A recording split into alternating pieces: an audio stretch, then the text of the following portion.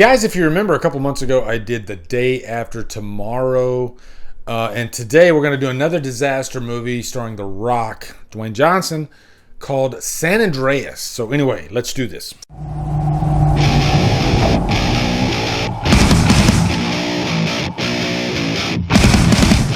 San Andreas stars Dwayne Johnson, Carla Gugino, Alexandra Daddario, and is directed by Brad Payton.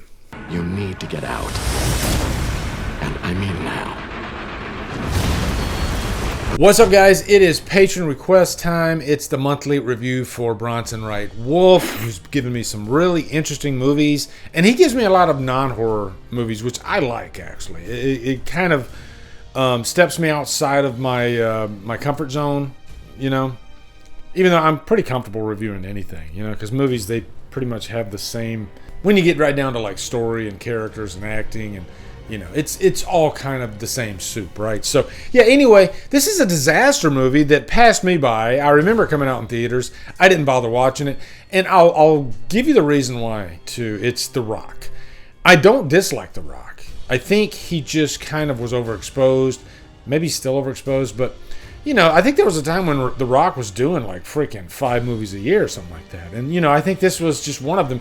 And a lot of these movies, when you watch them, you end up like, I kind of like The Rock. He's not bad. And this is another one of those movies. When you watch it, you're like, damn, I want to say I don't like The Rock, but I like The Rock. I think he does a really good job in this movie. So anyway, let's give you a quick plot synopsis, and then we'll get into the pros and the cons. Dwayne The Rock Johnson plays Raymond.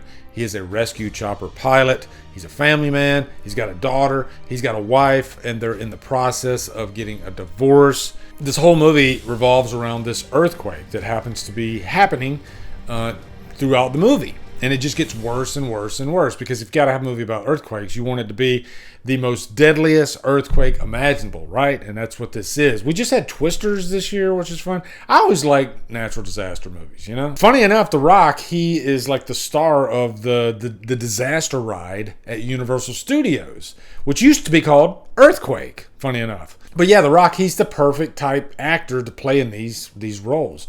This movie does try to give you a little bit in the way of drama with the family, and I think it does a pretty good job at that, actually, too. You could see the pain and the sorrow of going through a divorce, which is what he's doing in this movie, and his wife, played by Carla Gugino, she's got this boyfriend, Daniel, played by Eoin Gruffud. That's a weird name. He was Rex Reed in the Fantastic Four.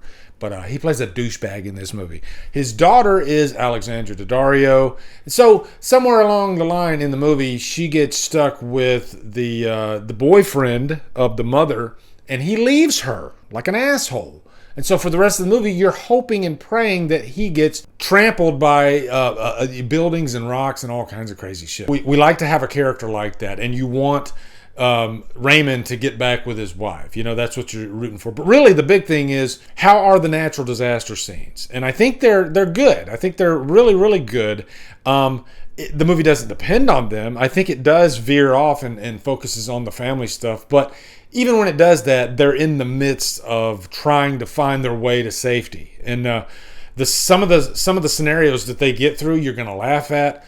But you know, they're the main characters, right? You don't want to kill them in the middle of the movie. But it does have some surprises, too, along the way that you might have you going, oh, okay, at least they got a little creative with the story. You know, these disaster movies, they all follow the same template, and this is no different. There's always this scientist at the beginning of the movie that detects the earthquake that's coming along.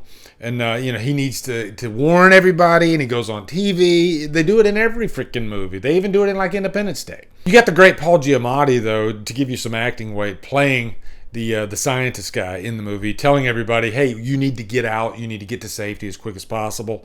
And so, yeah, I think there's some fine performances in this movie, if I'm being honest. And there's some dramatic moments with The Rock. Like, there's this one moment where he's having this heartfelt discussion with his soon-to-be ex-wife.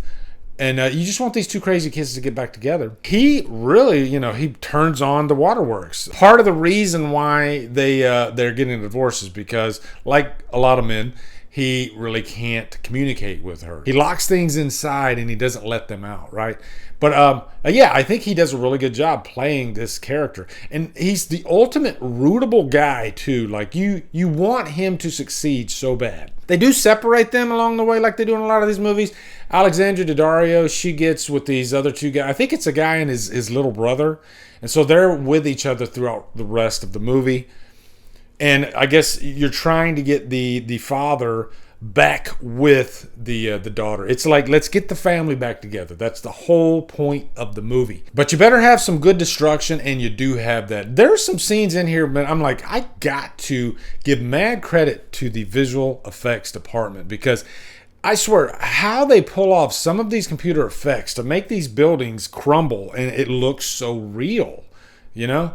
It blows my mind, and I think this is the perfect type of movie to see on like a big IMAX screen. And when I was watching this movie, I was like, damn, I kind of wish I would have watched this on IMAX back when it came out, you know? I can just imagine like the rip-roaring sound and everything, and just how big the screen would be with the build. They look like they're falling on top of you, kind of like when, you know, I went and seen both Twister movies back in 96 and then this year, and it's like being inside a freaking tornado. And if you get that, then you don't really need anything else. Everything else is just gravy, and this movie's the same type deal, right? You're gonna have moments in the movie where you're going to poke fun and you're going to laugh at some of the characters, and some of the scenarios are a little preposterous. You're like, how in the hell could anybody get out of this? But it's wrapped up in a nice bow. I guess that's what I'm trying to say, right? And you do have some heartfelt moments throughout. So yeah, I actually had a pretty decent time with San Andreas. I'm gonna give it a high humdrum, and the only reason I give it that rating is because when you compare this to a lot of other disaster type movies, it's not the greatest. It doesn't reinvent the wheel. It pretty much does what these movies need to do. It's a good way to waste, a Saturday afternoon. So yeah, let me know what you guys think of San Andreas. Looking forward to hearing your thoughts in the comments, and give me some other good disaster movies that you think I might like, maybe from like the 70s. I love those 70s, but there's a lot of movies from that time period that I didn't see yet, which I'd still want to see. Also, be sure to come over to Killer Flicks, where we talk horror all day and every day. And on Fridays, Review for Fridays. Follow me at Drumdums on my socials. Bring me a Patreon. Buy me a coffee. And we guys, thank you so much for watching. Have a great day. Drumdum out.